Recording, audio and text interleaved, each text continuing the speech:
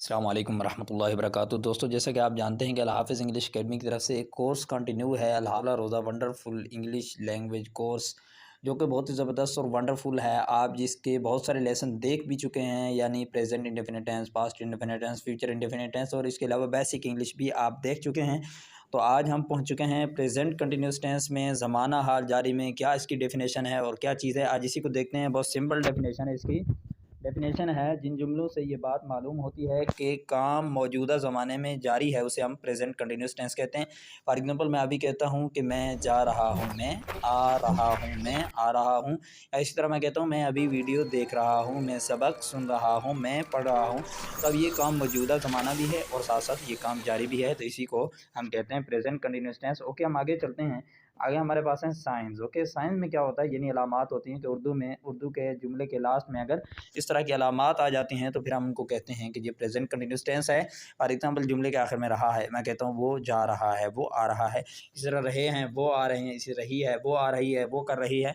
या रहा हूँ, मैं आ रहा हूँ, या मैं कर रहा हूँ, मैं लिख रहा हूँ, इस तरह के। ओके, आगे हमारे पास हेल्पिंग वर्ब। हेल्पिंग वर्ब इसका इस, एम और इसके 3 हेल्पिंग वर्ब हैं। और यहाँ पर ये भी आपको बता दूं कि इस किसके साथ यूज़ होगा, इसका यूज़ किसके साथ होगा। तो यहाँ पर ये बात भी आप बिल्कुल क्लियर कर रहे हैं। इसका यूज़ होगा ही, शी, इट के साथ। ही, शी, इट, या कोई भी सिंगुलर नाउन, जैसे अली है, अली की जगह पे आप कोई भी नेम ले सकते हैं। और ये जो एम है, इसका यूज़ किसके साथ होगा, ओनली आई के साथ होगा। ओनली किसके साथ होगा, आई के साथ होगा। और ये जो आर है, आर का यूज़ किसके साथ होगा भाई, वी, यू, दे के साथ होगा आर का यूज़। ओके, आगे चलते हैं। लॉन्ग फॉर्म है और शॉर्ट फॉर्म है, आप पहले भी पढ़ चुके हैं लॉन्ग फॉर्म शॉर्ट फॉर्म बहुत सारे टेंसेस के। तो एम नॉट है, इज नॉट है और आर नॉट है। और शॉर्ट फॉर्म इसका एमेंट, इजेंट और अरंट। ओके, ये बात क्लियर हो गई। आगे फार्मूला क्या है, जो पहले हमने 3 पढ़े उनमें फर्स्ट फॉर्म चल रही थी, सिर्फ सेकंड फॉर्म थी पास्ट इंडेफिनिट टेंस के अफर्मेटिव में। लेकिन अब इसमें सब के सब में फोर्थ फॉर्म यूज़ होगा और हेल्पिंग वर्ब भी यूज़ होगा अफर्मेटिव में भी। तो अभी आप यहाँ पर देख रहे होंगे, सब्जेक्ट है, उसके बाद प्लस हेल्पिंग वर्ब है, वर्ब आईएनजी, ऑब्जेक्ट है, ईओपी है। अब इन तमाम के आप अलग-अलग डेफिनेशंस को जानते हैं, तो यहाँ पर डेफिनेशन को मज़ीद दोबारा करने की ज़रूरत नहीं है। तो आगे चलें और दूसरा हम इसी तरह फार्मूला देखते हैं। तो इनके अलग-अलग एग्जांपल हम आगे देखने जा रहे हैं, सिर्फ आपने यहाँ पर फार्मूला देख लेना एक दफ़ा। तो यहाँ पर आगे हम देख लें, यहाँ पर है नेगेटिव का फार्मूला। ओके, नेगेटिव का फार्मूला है subject plus helping verb not verb ING object EOP plus full stop. उसके बाद हम आ जाते हैं इंट्रोगेटिव में। इंट्रोगेटिव में क्या है भाई, helping verb subject verb ING object EOP और क्वेश्चन मार्क आता है लास्ट पे। आगे आ गया intro negative, helping verb subject not verb ING object EOP question mark. और ये लास्ट वाला जो है ये भी हमारा इंट्रोनेगेटिव है, सिर्फ फार्मूला है, फ़र्क है फार्मल और इनफॉर्मल का। ओके, तो यहाँ पर आप एग्जांपल भी देख सकते हैं। आई एम गोइंग टू अल हाफ़िज़ इंग्लिश अकेडमी, मैं हाफ़िज़ इंग्लिश अकेडमी जा रहा हूँ। He is not going to Karachi, वो कराची नहीं जा रहा है। Are they going to Karachi, क्या वो कराची जा रहे हैं। अलग-अलग एग्जांपल को देखते हैं, अलग-अलग टेंस को देखते हैं, अलग-अलग example present continuous tense affirmative. Affirmative की एग्जांपल हमारे पास ये है कि मैं स्कूल जा रहा हूँ। क्या है एग्जांपल, मैं स्कूल जा रहा हूँ।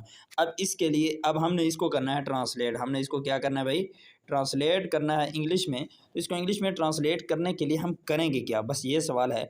इसको इंग्लिश में ट्रांसलेट करने के लिए सबसे पहले हमने ये 3 काम करने हैं। ओके, ये 3 काम करने, ये किस तरह करने हैं अभी आपको बताने लगा हूँ। सबसे पहले आपने करना है चेक द टेंस, यानी देखना है कि ये टेंस है भी या नहीं। तो ये हो गया चेक कि ये टेंस है, मैं स्कूल जा रहा हूँ। अब इसमें मूविंग है, अभी इसमें काम हो रहा है, आने का हो रहा है, जाने का हो रहा है, खाने का हो रहा है, पीने का हो रहा है, ये इसमें काम हो रहे हैं। ओके, और दूसरी बात ये है कि ये टेंस है कौन सा, 12 टेंस में से कौन सा टेंस है। मैं कहता हूँ कि ये प्रेजेंट कंटिन्यूस। कैसे पता चला, इसलिए कि काम जारी है और अभी जारी, ये नहीं कि माजी की बात है बल्कि अभी की बात है। टेंस चेक हो गया कि ये टेंस है और प्रेजेंट कंटिन्यूस टेंस। उसके बाद हमने देखना है सेंटेंस कि ये सेंटेंस कौन सा है, यानी अफर्मेटिव, नेगेटिव, इंट्रोगेटिव, इंट्रोनेगेटिव है। तो ये भाई जो सेंटेंस है हमारा ये अफर्मेटिव का है, क्योंकि इसमें इनकार सवाल वगैरह कुछ भी नहीं है ऐसा।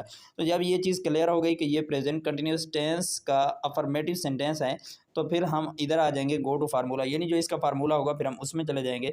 तो इसका फार्मूला हमारे पास ये रहा, ये है इसका formula, subject plus helping verb verb ING object EOP और फुल स्टॉप। ओके, तो अभी हम इसमें आ गए।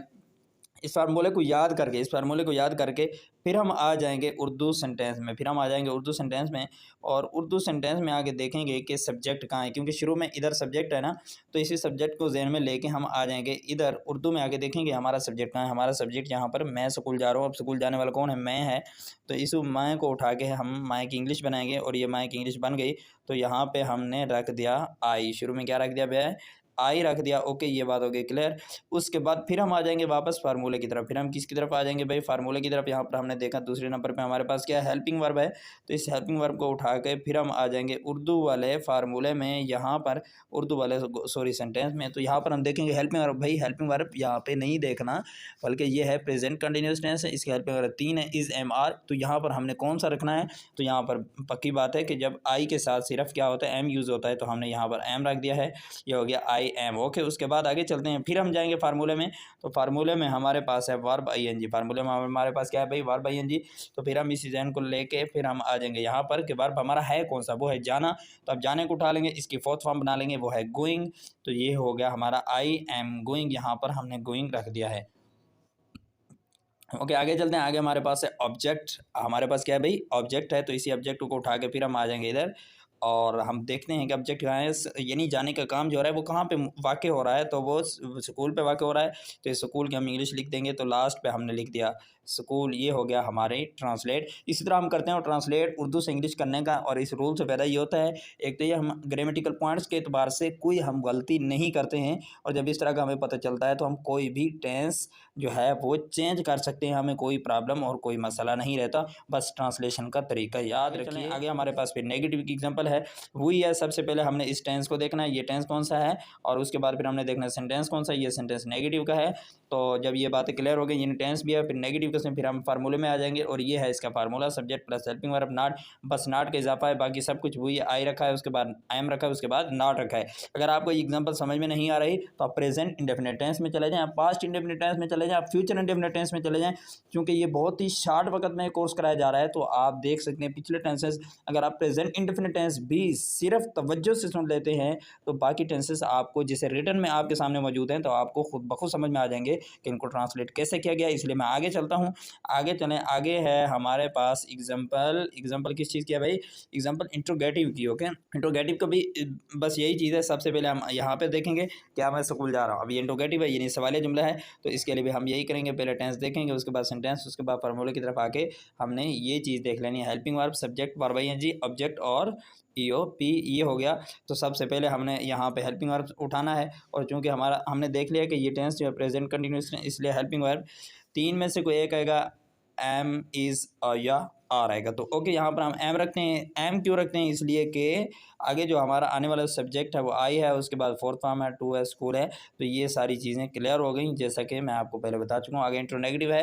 इंट्रोनेगेटिव सवाल इनकारी होता है, यानी मैं कहता हूँ क्या मैं नहीं आ रहा हूँ, क्या मैं नहीं जा रहा हूँ, क्या मैं नहीं खा रहा हूँ, पी रहा हूँ। इस तरह के सेंटेंस हम एज ए एग्जाम्पल बोलते हैं या रियल में बोलते हैं, तो इसको हम कहते हैं इंट्रोनेगेटिव, यानी सवाल हो और इनकार के साथ हो। तो यहाँ पर फार्मूला भी आपके सामने मौजूद है, और इसी तरह उर्दू सेंटेंस भी मौजूद है, इंग्लिश सेंटेंस भी मौजूद है, और इसको हल करने के 3 जो स्टेप हम हल करने होते हैं पहले, वो भी हमारे पास मौजूद हैं। तो सब कुछ आप खुद कर सकते हैं।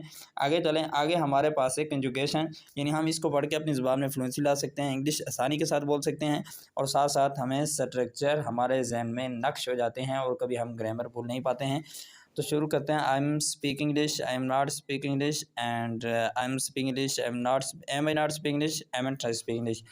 We are speak English, we are speak English, are we speak English, are we not speak English, aren't we speak English. आगे चलते हैं। यू आर, और इसी तरह आप पढ़ सकते हैं दे आर, और इसके आगे चलें ही इज़, और आगे है शी इज़, और आगे है it is speak English, it is not speak English. और इसी तरह आप पढ़ सकते हैं अली स्पीक इंग्लिश, बल्कि आपको पढ़ना होगा, पढ़ नहीं सकते बल्कि आपको पढ़ना होगा। अगर आप पढ़ सकते हैं तो फिर ज़्यादा से ज़्यादा आपको पढ़ना होगा।